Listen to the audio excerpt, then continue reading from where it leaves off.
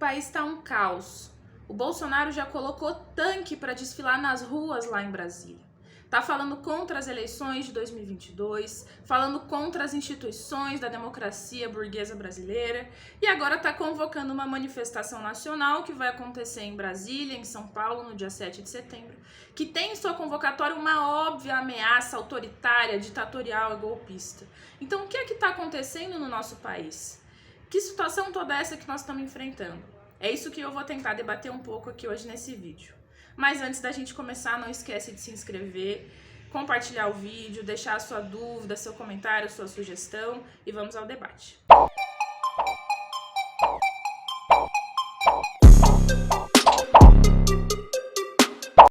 Nesse vídeo de hoje eu quero debater um pouquinho a relação da luta contra o Bolsonaro com toda essa situação que a gente está vendo no país. Nós estamos fazendo manifestação contra o Bolsonaro, o Mourão e o governo desde maio. Foram manifestações muito importantes que inclusive fizeram aflorar um debate, que é o seguinte: quando é que nós devemos derrubar o Bolsonaro ou ainda através de que meios? Se é através da nossa luta hoje em 2021 ou se a gente deveria esperar ano que vem, 2022, para derrotá-lo eleitoralmente. E eu acho que esse debate é muito fundamental, principalmente desde o ponto de vista de que a gente vive uma pandemia e é uma pandemia que não espera a agenda eleitoral, certo? Então, a gente está vendo as mortes no hoje, a gente está vendo o desenvolvimento da cepa de novas variantes do vírus no hoje. É por isso que, inclusive, estamos falando sobre a nova variante Delta, etc. Então, nós não temos o direito de esperar para derrotar o Bolsonaro em 2022. Temos que derrotar ele já. Mas uma outra coisa que eu acho extremamente importante da gente pensar sobre a necessidade de travar uma luta consequente desde já para derrubar o governo tem a ver com esse projeto ditatorial que o Bolsonaro tem desenvolvido perante os nossos olhos e que ele sempre quis desenvolver. Esse sempre foi o projeto dele, ele sempre falou contra a democracia, exaltando o período da ditadura militar brasileira, exaltando o Ustra, por exemplo. Ele nunca deixou de querer implementar isso, mas foi só agora que ele conseguiu um certo espaço para poder apresentar desta maneira como tem apresentado. Os porquês disso nós podemos debater, quem sabe até num outro vídeo, certo? Por que ele só está conseguindo espaço agora, porque exatamente que as coisas não se desenvolveram antes. Esse não é o centro do nosso debate aqui hoje. O centro é que, tendo em vista que ele tem apresentado esse projeto, se torna mais urgente ainda a gente derrotar ele. Olha só, galera, a gente fez, como eu comentei, várias manifestações. Estamos desde maio indo mensalmente às ruas, às vezes com manifestação a cada semana, que foram extremamente importantes, colocaram nosso posicionamento, demonstraram que não estamos calados, que vamos sim para a rua e fazer o que for necessário para derrotar o Bolsonaro. Mas à medida que nós fomos desenvolvendo a nossa luta, o Bolsonaro também foi subindo o tom.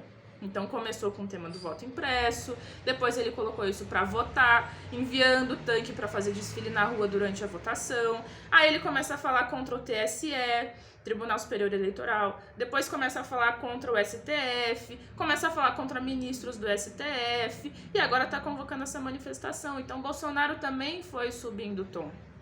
É por isso que é muito necessário que a gente trave essa luta desde já, no hoje. Não dá, de fato, para esperar 2022 para derrotar ele. Porque se a gente espera, o Bolsonaro vai continuar desenvolvendo todo esse projeto dele perante os nossos olhos. Eu acho bastante curioso que sempre que surgem essas situações de encruzilhada, digamos assim, sempre tem aqueles que aparecem decretando a nossa vitória ou decretando a nossa derrota. Ontem mesmo eu estava, por exemplo, debatendo com alguns estudantes da minha universidade, eu sou estudante de letras, sobre o tema do retorno presencial das aulas em 2021. E tem gente que olha para essa situação e fala: não, cara, é impossível, já não tem o que a gente fazer, já está decretado que vai retornar às aulas em 2021 presencialmente. Ou tem aqueles que olham para essa situação e dizem: não, tá suave, vamos com calma, não precisamos de medidas drásticas, porque o governo não vai ser louco, a reitoria não vai ser louca e tal. Tô pegando um exemplo para ilustrar um pouco, porque eu acho que essa situação ela também acontece a nível dessas polêmicas mais nacionais, essas polêmicas ao redor dos debates políticos.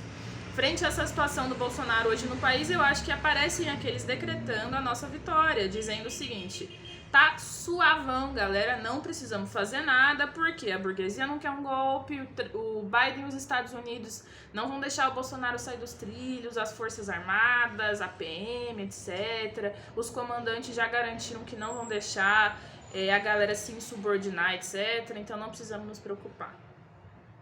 Ou tem a outra posição, daqueles que decretam a nossa derrota, que é, galera, terra arrasada, partiu estocar comida ou sair correndo do Brasil porque vai ter um golpe, não há nada que nós possamos fazer e ponto final. Eu acho que esse modo da gente enxergar a realidade, ele é bastante simplista. A realidade, ela tem múltiplas colorações, além do preto e branco. Mas qual é o problema de enxergar a realidade dessa forma simplista? O problema é que não nos ajuda a compreender e observar como é que se relacionam todos os elementos da realidade em movimento. E dessa forma, se a gente não compreende as coisas, a gente não consegue lidar com elas e nem tirar conclusões sobre o que é que nós podemos fazer hoje. Então, eu queria ressaltar bastante isso, que a realidade ela está em constante movimento e os acontecimentos políticos, o rumo das coisas depende bastante de como as coisas são no hoje. Isso pode parecer um raciocínio bastante redundante ou até mesmo furado, né? O rumo das coisas depende de como as coisas são hoje. Mas vou tentar dar um exemplo para ilustrar um pouco isso. O exemplo que eu vou dar tem até um pouco de relação com a situação. Eu quero falar do Alexandre de Moraes. Ele é um ministro do STF, Supremo Tribunal Federal, e ele está sendo perseguido pelo Bolsonaro. O Bolsonaro quer o impeachment dele. O Bolsonaro elegeu ele como um espantalho, digamos assim, está falando muito contra ele.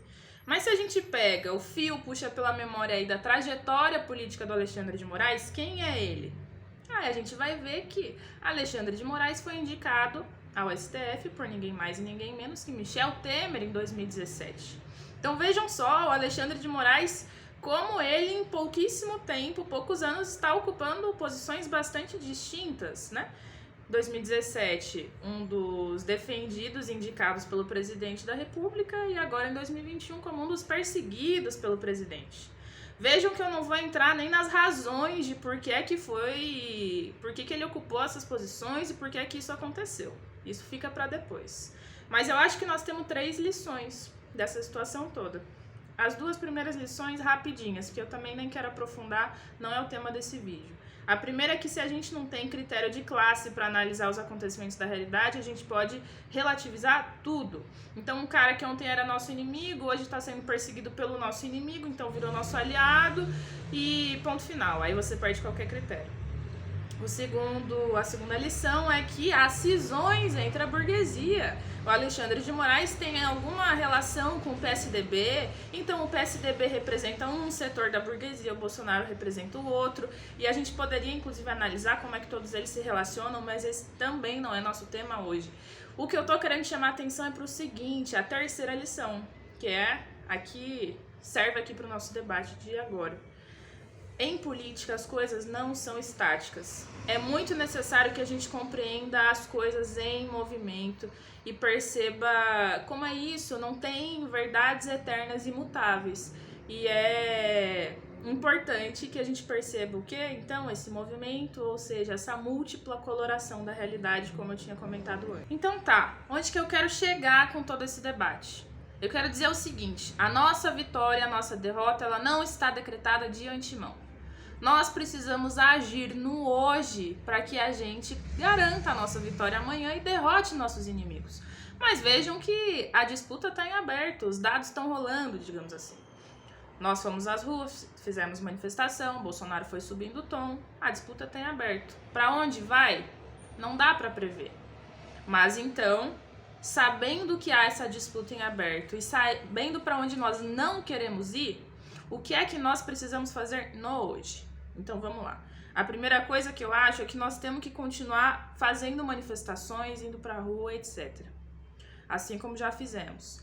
Mas vejam também que só ter uma data nova de luta também não resolve os problemas. A gente até tem uma data nova, o 7 de setembro, porque nós também vamos às ruas. Mas isso por si só não resolve. Por quê? Porque nós precisamos de mais pessoas na rua.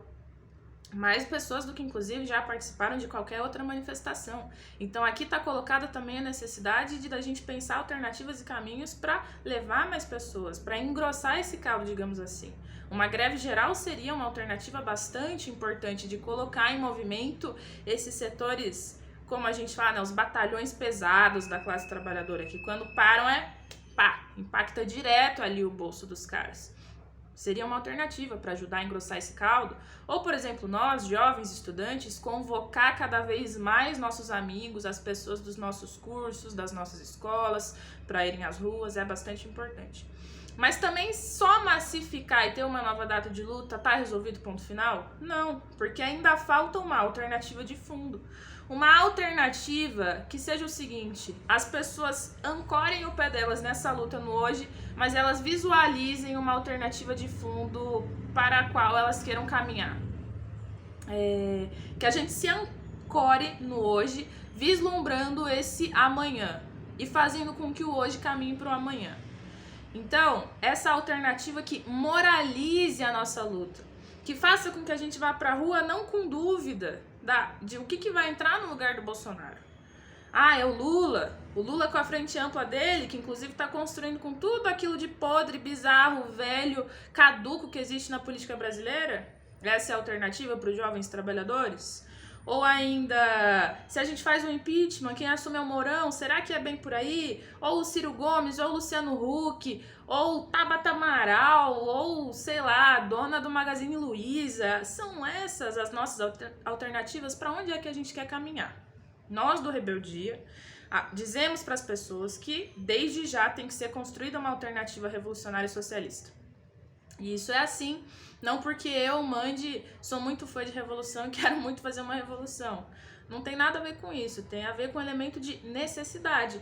Nós precisamos construir esse projeto para que as pessoas se sintam fortalecidas, moralizadas na luta de hoje, vislumbrando uma alternativa diferente de tudo que existe.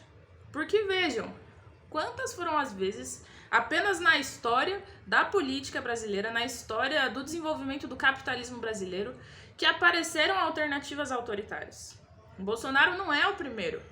E com certeza não vai ser o último.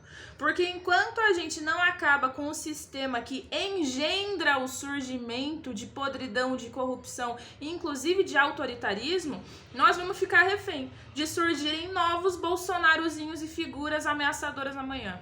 Então não, chega, não podemos.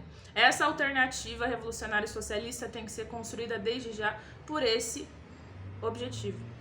Quer dizer, por este motivo. Então, eu espero que nesse vídeo eu tenha conseguido explicar um pouco a relação da luta contra o projeto do Bolsonaro com a nossa luta pela derrubada do Bolsonaro. Eu tenho certeza que muitas coisas ficam em aberto, muitas dúvidas surgem. O vídeo não vai responder tudo, então, inclusive, é muito importante que você comente aí. O que é que você acha interessante que a gente continue debatendo? Uma parte 2 desse vídeo, digamos assim, qual o tema que seria importante da gente abordar, que dúvidas você ficou, questionamentos. Então, nós estamos aqui para travar esse diálogo, sempre atentos a saber o que as pessoas estão achando e dispostos a construir uma comunicação mesmo entre nós, ainda que a gente esteja separado por uma tela. Então, pessoal, muito obrigada por terem assistido o vídeo. Não esqueçam de divulgar, se inscrever no nosso canal e a gente se vê numa próxima. Até mais!